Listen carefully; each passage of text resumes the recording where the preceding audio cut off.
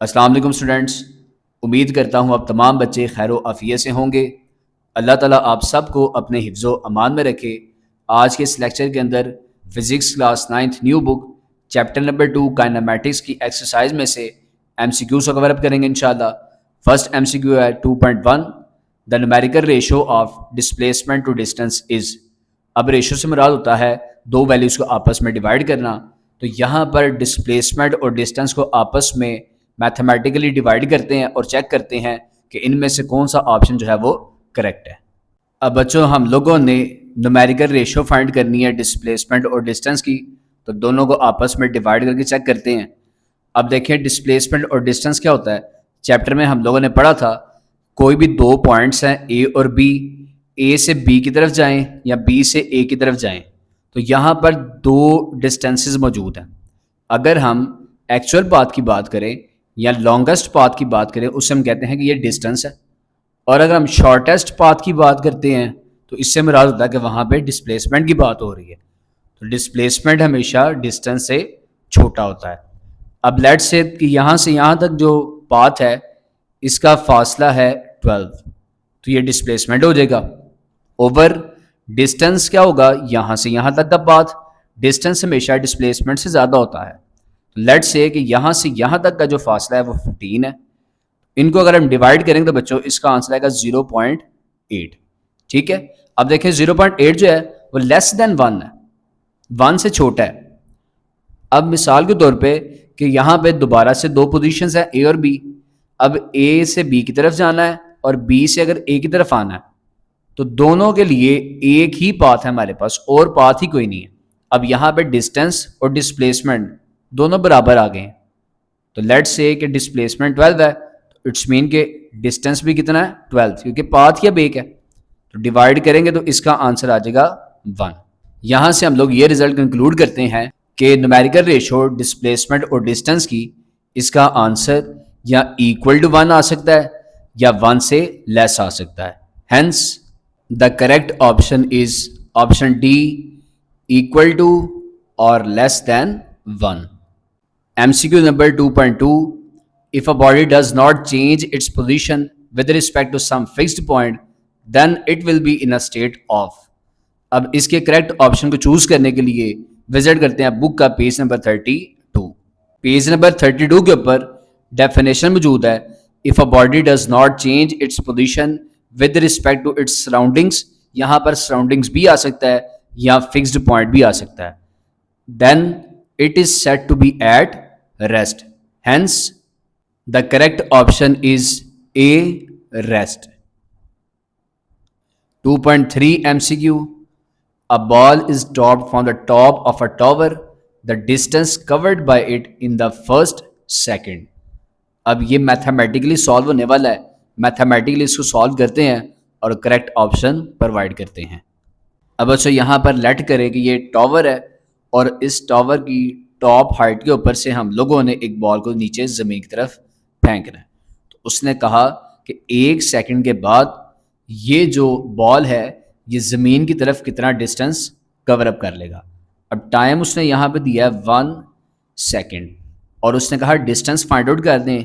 S हम लोगों ने इसमें फाइंड आउट करना है। अब बच्चों यहाँ पर जो फॉर्मूला यूज़ होगा और जो यहाँ पर वैल्यू यूज़ होगी उसके लिए विजिट करते हैं बुक का page number 45। Book page number 45 के ऊपर टॉपिक है फ्री फॉल एक्सेलरेशन। इसमें अब हम फॉर्मूला यूज़ करेंगे S equal to VIT plus 1/2 GT का स्क्वायर, जबकि G की वैल्यू हम यहाँ से पुट करेंगे जो कि है 10 ms-2। हैंस बच्चों यहाँ पर फॉर्मूला लिख लेते हैं। अब S equal to VIT plus 1/2 GT का स्क्वायर। अब देखें VI से मुराद होता है इनिशियल वेलोसिटी। जब हमने बॉल को ज़मीन की तरफ फेंका तो स्टार्टिंग में बॉल जो था वो रेस्ट पे था। जब कोई भी चीज़ रेस्ट पे होती है तो वहाँ पर जो वेलोसिटी होती है इनिशियल, उसे हम कहते हैं कि ये 0 है। हैंस यहाँ पे 0 पुट कर लेते हैं। अब टाइम कितना है 1 सेकंड, टाइम जगह 1 आ जाएगा प्लस 1/2। अब G की वैल्यू हम लोगों ने पढ़ी, उसमें थी 10, टाइम है 1 स्क्वायर आ जाएगा। 0 के साथ मल्टीप्लाई करें तो 0 प्लस 1 एंड 2 5s आर 10, 1 का स्क्वायर 1 ही होता है, 0 प्लस 5, हैंस बच्चों डिस्टेंस आ जाएगा इक्वल टू 5 और डिस्टेंस का यूनिट होता है metre small m, hence the correct option is option A 5 metre. 2.4 MCQ, a body accelerates from rest. अब देखें यहाँ पे भी रेस्ट की बात हो रही है। इस MCQ भी हम लोगों ने रेस्ट पढ़ा था। रेस्ट से मुराद होता है कि वहाँ पर इनिशियल वेलोसिटी 0 होती है और उसके बाद वेलोसिटी जो है वो पहुँच चुकी 144 किलोमीटर पर आवर पर, ठीक है। रेस्ट से वो 144 किलोमीटर पर आवर तक पहुँच चुकी, कितने सेकंड्स में? 20 सेकंड्स के अंदर। इट्स मीन यहाँ पर टाइम भी दिया है, तो डिस्टेंस हम लोगों ने इसमें भी फाइंड आउट करना है। अब ये भी मैथमेटिकली सॉल्व होने वाला है, तो इसे मैथमेटिकली सॉल्व करते हैं और करेक्ट ऑप्शन बताते हैं। अब बच्चों इस MCQ में उसने फर्स्ट ऑफ ऑल कहा था कि बॉडी एक्सलेट्स फ्रॉम रेस्ट। रेस्ट से मुराद है कि इनिशियल वेलोसिटी वहाँ पे आ जाएगी 0 ms-1 मीटर पर सेकंड।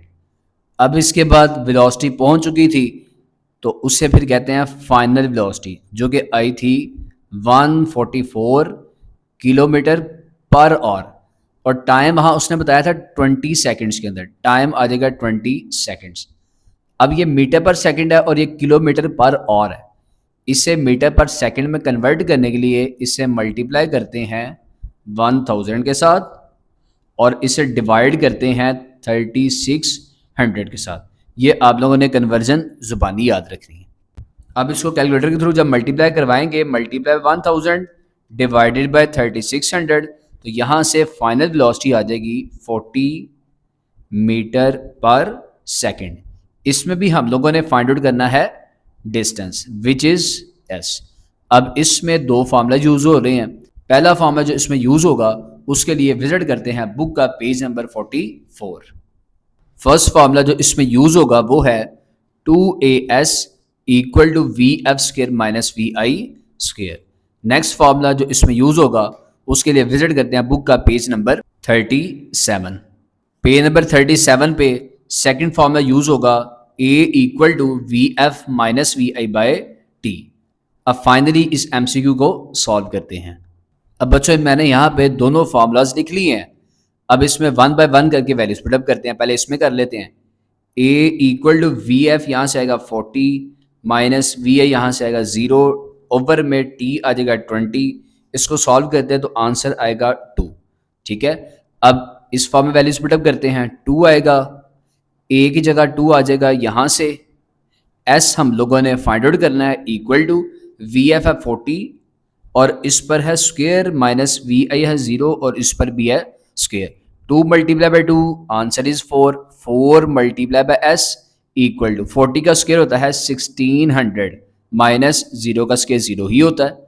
4S इक्वल टू में आएगा 1600, S इक्वल टू आएगा 1600 बाय 4, हैंस यहाँ से आएगा S इक्वल टू 400 और डिस्टेंस का यूनिट होता है metre small m, hence the correct option is option B 400 metre. 2.5 MCQ, a body is moving with constant acceleration starting from rest। अब देखें यहाँ भी रेस्ट की बात हो रही है, तो ये भी मैथमेटिकली है, सॉल्व होने वाला है। रेस्ट से मुराद होता है कि इनिशियल वेलोसिटी 0 है, तो यहाँ पे मैं लिख लेता हूँ इनिशियल वेलोसिटी इक्वल टू में आ जाएगी 0। इससे आगे चलते हैं। It covers a distance s in 4 seconds. Distance s है और टाइम उसने दिया है यहाँ पे 4 सेकेंड। इसे सॉल्व करने के लिए हमें फॉर्मूला यूज़ करना पड़ेगा यहाँ पे ये वाला, s equal to VIT plus 1/2 AT square. लगाता हूँ मैं यहाँ पे, s इक्वल टू VIT आ जाएगा प्लस 1/2 AT का स्क्वेयर। वैल्यू पुटअप करते हैं। s ही है इक्वल टू VI है 0, टाइम है 4 प्लस 1/2 A ऐसे ही रहेगा क्योंकि इसकी वैल्यू नहीं दी गई और टाइम है 4 और इसका आ जाएगा स्क्वेयर। S इक्वल टू 0 आ जाएगा प्लस 1/2 या A को 1 से मल्टीप्लाई करें तो A/2 आ जाएगा और 4 का स्क्वेयर होता है 16। तो यहाँ से S इक्वल टू में आ जाएगा। अब देखें तो 0 को ऐड करने से कोई फर्क नहीं पड़ेगा, कैंसिलेशन करें तो 2 8 16, डिस्टेंस आ जाएगा 8a। अब इससे आगे रीड आउट करते हैं, how much time, it's mean हमने यहाँ पे टाइम फाइंड आउट करना है, t equal to question mark, does it take to cover 1/4 of this distance. Distance ये हम लोगों ने फाइंड आउट किया विच इज 8a। अब उसने कहा डिस्टेंस जो है वो 1/4 हो, डिस्टेंस इक्वल टू 1/4, डिस्टेंस को हमने 1/4 कर देना। तो ये वाला जो डिस्टेंस है, इस डिस्टेंस को अब s डैश कहते हैं और इस डिस्टेंस को 4 पे डिवाइड करेंगे तो s/4 बन जाएगा। ठीक है, न्यू डिस्टेंस जो होगा इस डिस्टेंस का 4th वन, तो 1/4 आ जाएगा। तो यहां से चूंकि डिस्टेंस हमने 8a फाइंड किया है तो फिर डिस्टेंस डैश बन जाएगा s/4। अब यहां पर इस क्वेश्चन को सॉल्व करते हैं, अगेन वही फॉर्मूला यूज करते हैं, s equal to VIT plus 1/2 AT का स्क्वायर। अब यहाँ पे s की जगह s डैश आएगा तो यहाँ पे t की जगह भी t डैश आ जाएगा। ठीक है, अब इसको सॉल्व करते हैं, s डैश है s/4। अब s देखें तो यहाँ से था 8a डिवाइडेड बाय 4 आ जाएगा, इसको सॉल्व करें तो इसका आंसर आएगा 2a। तो यहाँ पे आप पुट करते हैं 2a इक्वल टू VI 0 ही है, 0 multiply by T dash plus 1/2 a as it is रहेगा और t डैश का स्क्वायर एज इट इज। अब इसको फर्दर सॉल्व करते हैं तो 2a इक्वल टू 0 के साथ मल्टीप्लाई करें कोई फर्क नहीं पड़ेगा, इसको ख़त्म कर देते हैं तो यहाँ से आएगा a/2 और साथ में t का स्क्वायर। अब a से कैंसिल हो जाएगा, 2 यहाँ पे डिवाइड है, इस साइड पे आएगा मल्टीप्लाई, तो 2 multiply by 2 answer is 4 equal to में आएगा टाइम t का स्क्वायर या t डैश का स्क्वायर।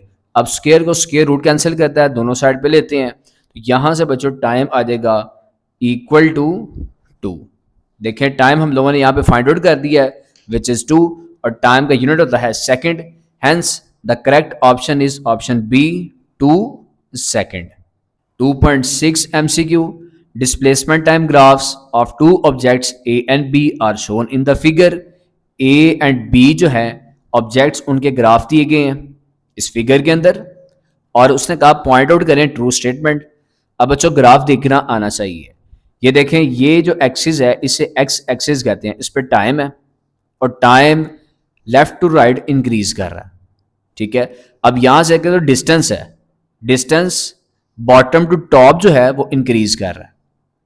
अब हम देखते हैं ए जो ऑब्जेक्ट है उसका ग्राफ, देखें ये बढ़ रहा है, टाइम की तरफ भी इंक्रीज हो रहा है और डिस्टेंस की तरफ भी इंक्रीज हो रहा है। तो इससे मुराद ये होता है कि ये जो वेलोसिटी है ऑब्जेक्ट ए की वो ज्यादा हो रही है।